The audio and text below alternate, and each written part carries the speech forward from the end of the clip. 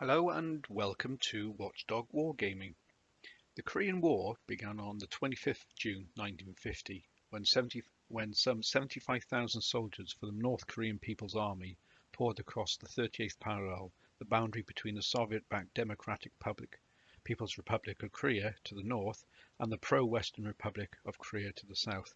This invasion was the first military action of the Cold War as we know it. What I'll be reviewing today is the Warlord Games Boltaction series for Korea, and this is their figures called the MASH unit.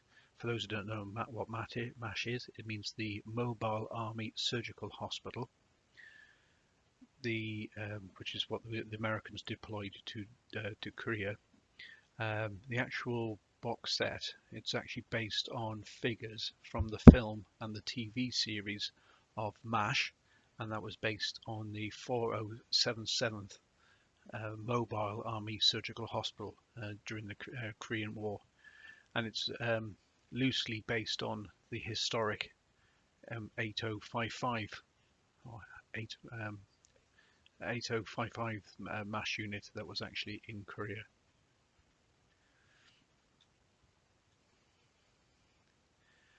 So I'll go into the actual sort of the actual figures and go through them at the moment, but just to sort of let you know. So from the left here, this is a character called Radar or Walter Radar O'Reilly, who was the sort of their clerk, and then here we have his name was Klinger.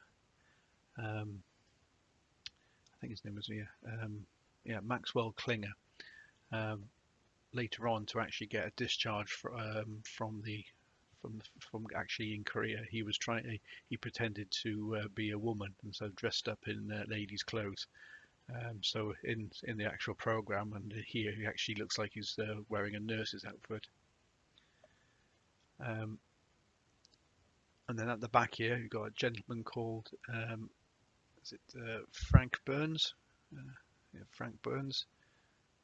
I think it's Frank Burns. Yeah. Then you've got Hot Lips. Yeah, what the name? Hot Lips. Just trying to remember it. Yeah, Margaret Houlihan. Her character's name was, or Hot Lips. And then you have sort of the actual attending surgeon. That was, oh, now you got me going. I'm just trying to remember the names. I'd be terrible. Because there was two there was two commanders. There was a gentleman, an older one called Sherman T. Potter, who was a surgeon from the First World War, and Henry Blake. That's who it was. Yeah, Henry Blake. He was also the commander as well. Now at the back, this is probably the main character that people know, Hawkeye Pierce. And then then what we have here is Father McCahey, who was I think he was the Catholic priest, but I think he represented all denominations at some point. And then we've got hang on, what his name is PJ, but it's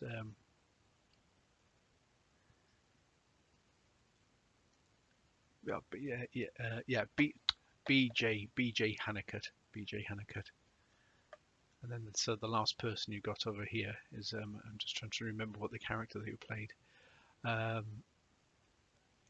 It's Winchester something or other. I said you probably know all this. Yeah, Charles Emerson Winchester III. That's the character. That's a mouthful. So that's actually all the characters of the actual from the actual program MASH. It was actually filmed in sort of like it was filmed sort of was it 1970, so it's from like early 1970 to sort of early 1980s, and like I said, it covered sort of the Korean War era. A bit of a dark humor. sort of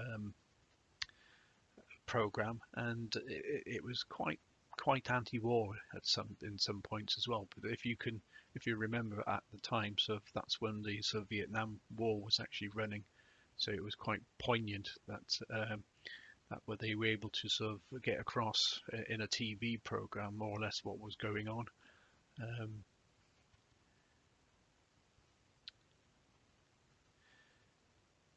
Yeah, so it's well, that's enough of me waffling on about the 4077 and the MASH, but it was a case of it's a very good program. It's on television. There's lots of repeats on it. It's actually quite good. So um, some of it's actually sort of quite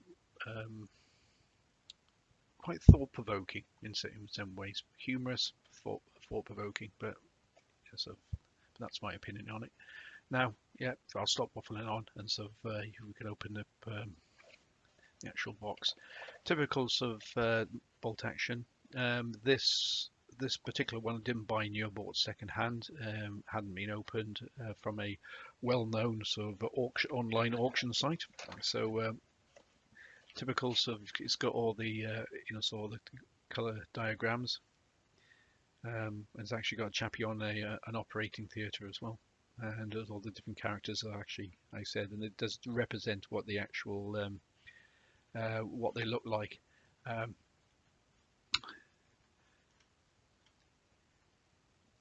It's like Hawkeye here. So their sort of officer's tent was called the Swamp, and they had a homemade still in there. And what they used to do was drink lots of gin, sort of after surgery, before surgery, and all that. So it was quite,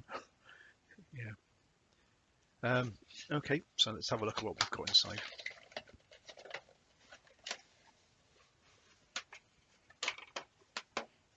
Put that to one side, and then we'll come back. Okay, so we've got your normal plastic bases. The box, here we are, and who we got? This was Ray. Yeah, hello to Ray. Lots of bits.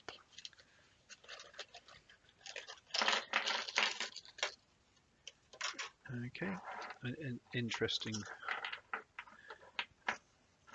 Okay, so let's have a look. So that's your injured chappie.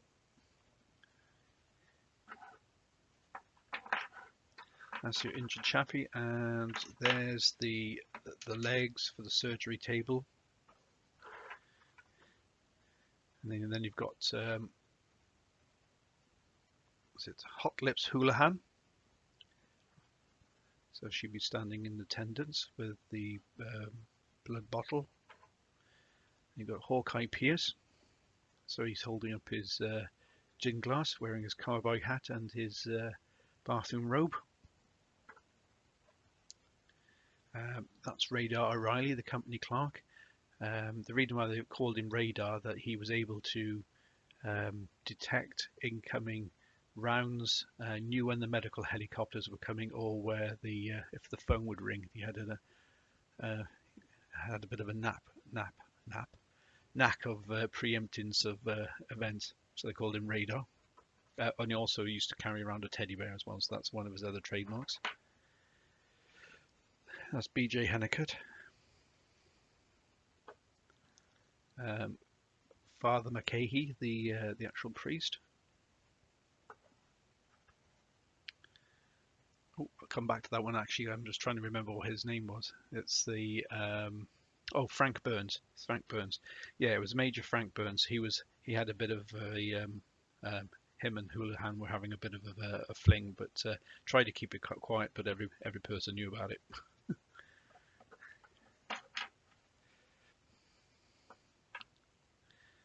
Corporal Klinger, who was trying to get a medical discharge on the fact that he like dressing up in that lady's clothes, but that was just his way of getting out, and this him with dressed up in a nurse's uniform.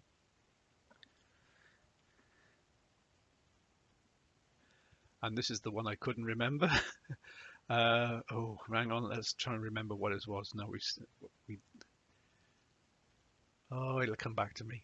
Yes, Charles Emerson Winchester III. That's, yeah, sort of He sounded like he was English, very posh English, but I think he was actually from, was it Boston in America, where he was quite a well-spoken individual. And then you've got, that's the, the, the that's the first of the actual sort of the sort of most senior persons at the MASH unit, the actual, and um, that was Henry Blake. Henry Blake, yeah, Henry Blake. Later on, they did actually they had another character called oh oh, you're looking back to me. It's yeah, Sherman T. Potter. Sherman T. Potter took over from him. So it's the MASH actually went on for. Oh, I'm just trying to remember how. Like I said, I know it went from early '72 to yes, from 1972 to 1983 it ran, and it's I'm